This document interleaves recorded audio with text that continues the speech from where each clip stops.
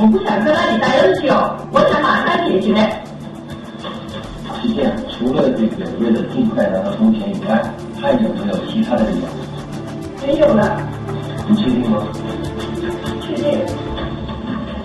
这个女人叫何天黛，44岁，广州韶关乐昌人，小学文化，人称恐怖保姆。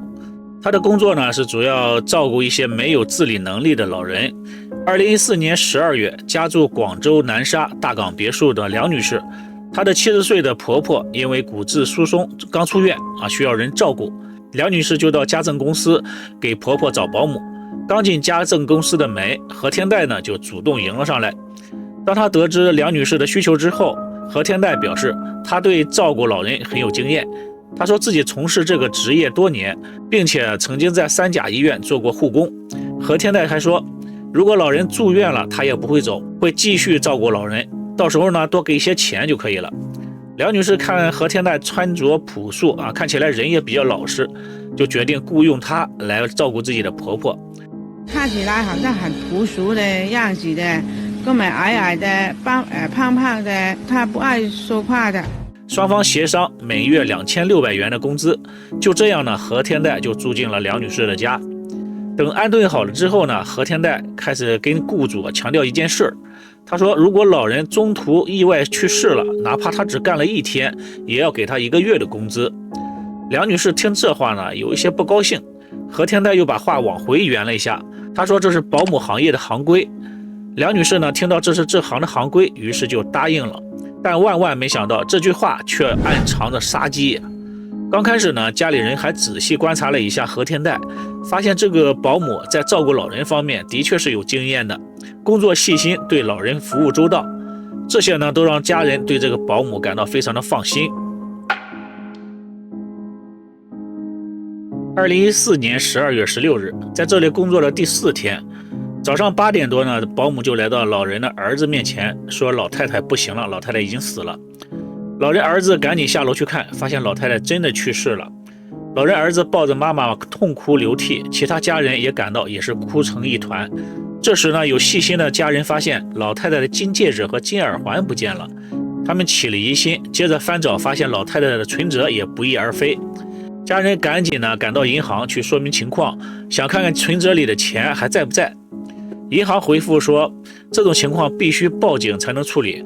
何天黛呢听到要报警，一点儿也不害怕。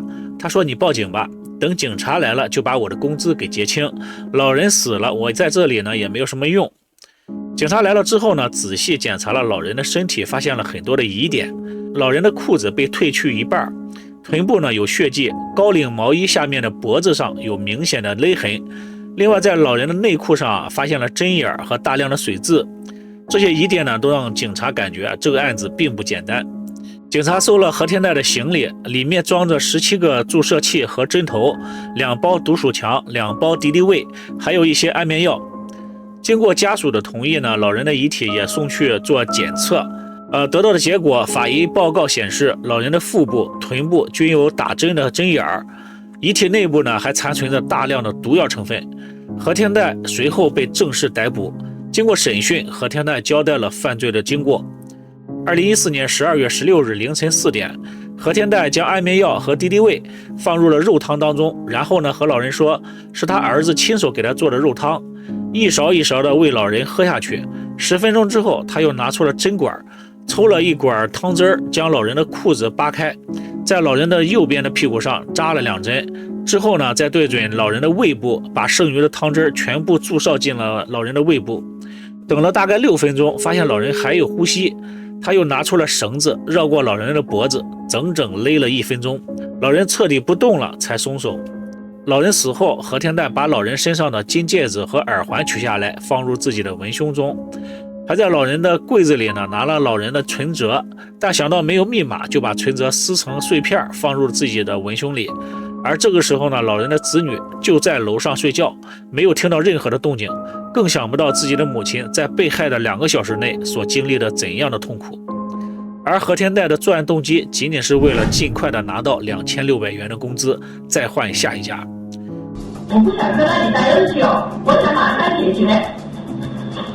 是这样，除了这个为了尽快拿到工钱以外，还有没有其他的理由？没有了，你确定吗？确定。早上和雇主家人说了老人去世之后啊，何天代就一直催着要结清2600元的工资，想要赶紧拿钱走人。何天代被抓之后啊，说你们南沙的警察怎么那么麻烦？我在广州、佛山做了好几家，都是马上结清工资，你们太麻烦了。警察一听，还不是第一次作案。经过审讯呢，何天代从2013年6月开始，大概在1年的时间内，先后在9位老人的家中当过保姆。他在被雇佣的1周之内就会下手，其中的7位老人已经死亡，另外的2位老人因为剂量没有掌握好，以失败告终。而被害的老人的家属呢，都没有发现异常，爽快地支付了1个月的工资。那些曾经的受害者的家属被警察找上门的时候，还一脸错愕的表情。可惜的是，之前被害的那些老人的遗体都已经被火化了，没有关键性的证据，检察院呢只能对毒杀何老太一案进行起诉。当公诉人问起为什么要将何老太的存折撕成碎片，何天代说：“我得不到的，大家谁都别想得到。”何天代兄妹4个人，他排行老2，他和母亲呢有矛盾。案发前和父母以及其他兄弟姐妹已经多年没有联系了。2003年，何天代因为盗窃雇主的财物被判入狱。出狱之后呢，换了个地方隐藏自己坐过牢的经历，继续从事保姆行业。何天代发现保姆这行呢，如果被照顾的老人提前去世，保姆就能够一下子拿到1个月的工资，这个钱被称为捡惠金。在行内有专门接手身体虚弱的老人，叫做指使机，所以这种短时间内赚快钱就成了他的目标。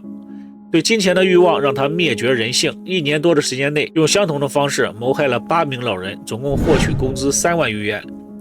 在2013年、2014年，你是连续存了13万元进去。假如你就是不吃不喝，也要干4年才能赚到这么多钱。那请问你怎么在这1年多、2年内赚到这么多钱？2015年12月23日，案件在广州中院开庭。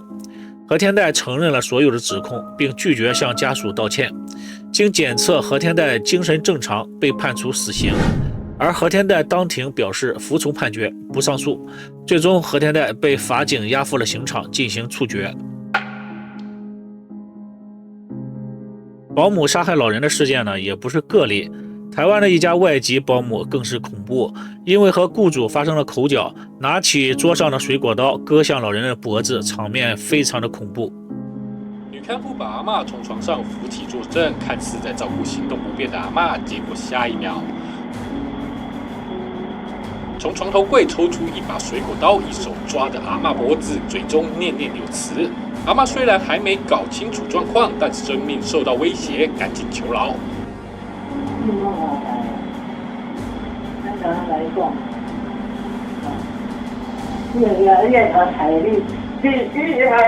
由于水果刀不够锋利，保姆用刀顶住老人的脖子，来回滑动将近1分钟，中间老人一直挣扎哭喊求饶。老人被送到医院时呢，老人的脖子上有9公分的刀伤，但被抢救了回来，经过手术脱离了危险。2020年5月11日，江苏溧阳的一位保姆闷死了83岁的老太太，监控记录了发生的这一幕。监控中，老人儿子出门后睡在另一个床上的保姆起来，保姆先用毛巾捂住老太太的口鼻，试图将老太太闷死，然后呢，一屁股坐在老人的胸口，中间老人多次挣扎，但保姆视而不见，手里悠闲地摇着扇子。大约20分钟左右，老人死亡。等老人死后，冷静地给老人家属打电话，通知老人已经死了。家属查看监控的时候，才知道老人是被保姆给害死的。很难想象老人在被害的那20分钟内是多么的绝望。警方将保姆逮捕审问后呢，才知道保姆杀人动机是想尽快离开，到给钱更多的另一家工作。而这个保姆只在这家干了8天，就发生了这样的事情。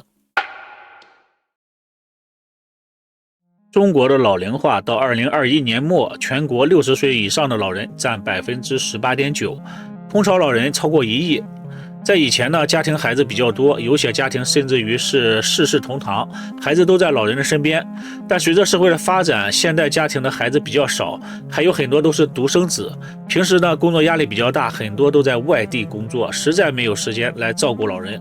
请雇工或者是雇佣保姆来照顾老人就成了没有办法的办法。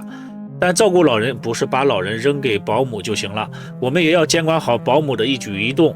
同时呢，也希望国家的养老制度能够更加的完善，对家政保姆的管理更加的科学严谨，不要让何天代这样的人混入保姆的行列。希望老人们都能够有一个安全幸福的晚年。今天就到这里，我是海岩，我们下期再见，拜拜。